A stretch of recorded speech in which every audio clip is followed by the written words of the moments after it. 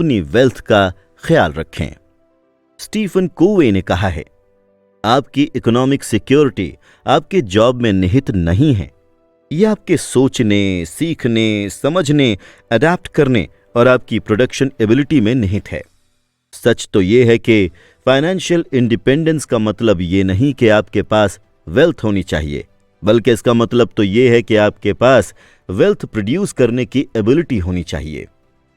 देखा जाए तो 31% ब्रिटिश एडल्ट अपने लिए बचत नहीं करते हैं, वहीं 32% ब्रिटिश 1000 यूरो से कम सेविंग करते हैं और इसके साथ ही लगभग सभी यूके के लोग 9000 यूरो के कर्ज में दबे हुए हैं, जिसमें हाउस लोन और कार लोन शामिल हैं। ये स्टैटिस्टिक्स स्कॉटिश विंडोज 2012 और PwC 2015 के सर्वे के जरिए जारी किया गया है और जिसे पढ़ने के बाद फाइनेंशियल कंडीशन का अनुमान लगाते हुए एक डिप्रेशन जैसी फीलिंग आती है। अगर सही मायने में देखा जाए तो सक्सेसफुल बनने या सक्सेसफुल फील करने के लिए आपका मिलियनियर होना जरूरी नहीं है।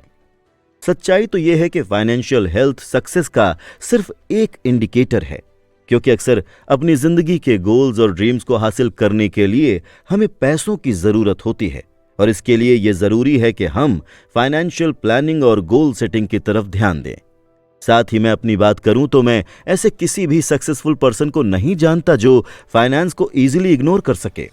असल बात तो यह है कि आपकी जरूरतें और डिजायर्स समय के साथ साथ लगातार बदलती रहती हैं और ऐसे में शायद आपको ये पता ही नहीं होता कि आपको कितने पैसे अर्न करने चाहिए और आपकी सेविंग्स कितनी होनी चाहिए। अगर आज मैं आपसे अर्निंग्स और सेविंग्स को लेकर जवाब मांगूं तो आप कहेंगे कि जितना ज्यादा से ज्यादा पॉसिबल हो सके। वैसे देखा जाए तो ये जवाब भी काफी हद तक सही है, तब तक जब तक कि आप अपनी जरूरत से ज्यादा कमाते हैं। लेकिन सबसे दुखद बात तो यह है कि ज्यादातर लोग इसका बिल्कुल उल्टा करते हैं। पहले तो आपको यह समझना होगा कि आपके कर्ज या आपकी जरूरतें कितनी हैं, ये दोनों आपकी टोटल कमाई से कम होनी चाहिए, जैसा कि हम पहले भी देख चुके हैं।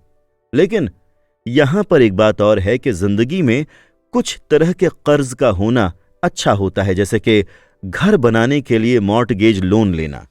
देखा जाए तो इस तरह के लोन से आप अपने एसेट्स में इजाफा करते हैं और समय के साथ साथ इसकी वैल्यू भी बढ़ती जाती है। साथ ही इस तरह की प्रॉपर्टी से आप अपने लिए रेंटल इनकम का बंदोबस्त भी कर सकते हैं। लेकिन खतरे की घंटी तो तब बजने लगती है जब आप कोई ऐसा लोन ले लें जिसे आप इजीली पे ही ना कर पाएं। तो फिर क्या करें? तो सबसे पहले फाइनेंशियल गोल तय करें। अब यहां पर यह समझना बहुत जरूरी है कि फाइनेंशियली आप कहां पर स्टैंड करते हैं और इसके लिए अपने पार्टनर के साथ बैठकर अपनी कंडीशन को एनालाइज करने की कोशिश करें और इसे लेकर खुद से कुछ सवाल पूछें। आपका सोर्स ऑफ इनकम या यूं कहें कि कमाई का साधन क्या है? आप रेगुलर कितने पैसे स्पेंड करते हैं और आपके कुल खर्चे कितने हैं? आपकी सेविंग्स कितनी हैं और आपके पास कितनी संपत्ति और कर्ज हैं? अब जब आप ये सारी जानकारियां कलेक्ट कर लें, फिर इसके हिसाब से अपना फाइनेंशियल गोल और ड्रीम कागज पर लिखें। जैसे कि आप अपने लिए एक नया घर खरीदना चाहते हैं और आप अगले इतने सालों बाद रिटायर होने वाले हैं।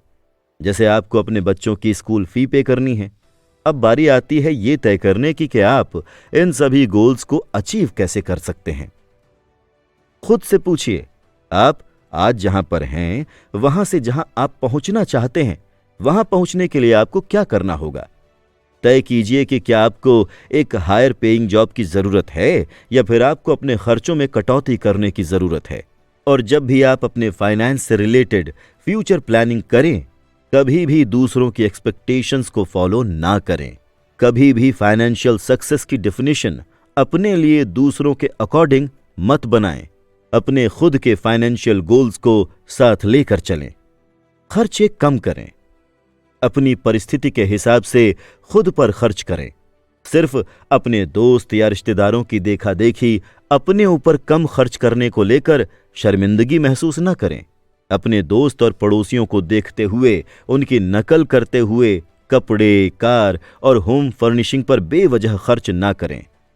यूएस प्रेसिडेंट कैल्विन कूलिज इस बारे में कहते हैं, किसी भी तरह की गरिमा या सम्मान इतना प्रभावशाली नहीं होता, किसी भी तरह की स्वतंत्रता इतनी जरूरी नहीं होती है जितना अपने लिए खुद हासिल किए गए संसाधनों में अपनी जिंदगी जीना।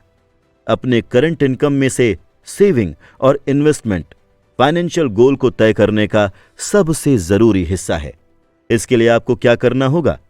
जैसे ही आपकी मंथली सैलरी आपके हाथों में आए, सबसे पहले उसका कुछ हिस्सा सेव करें। आप चाहें तो कुछ अमाउंट फिक्स्ड डिपॉजिट में भी डाल सकते हैं। उसके बाद जो पैसे आपके पास बचते हैं उसी में अपना पूरा महीना गुजारें। ऐसे आप अपने सेविंग्स के फाइनेंशियल गोल्स को अचीव कर लेंगे। पे लेटर और क्रेडिट कार्ड जैसे हाई पेइंग लुभावने ऑफर्स से बचें। आज आपके पास जितना है उसी में जीने की आदत डालें।